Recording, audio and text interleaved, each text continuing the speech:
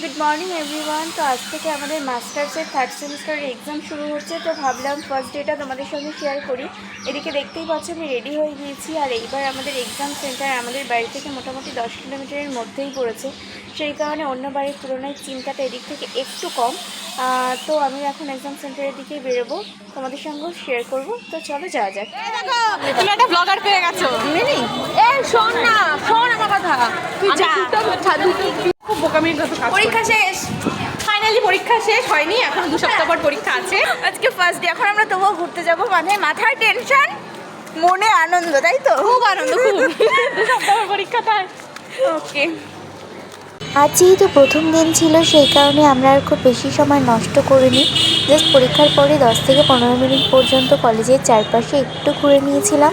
তারপরে প্রত্যেকেই বাড়ির দিকে চলে গিয়েছিল আর আমিও এবার বাড়ির দিকে যাব।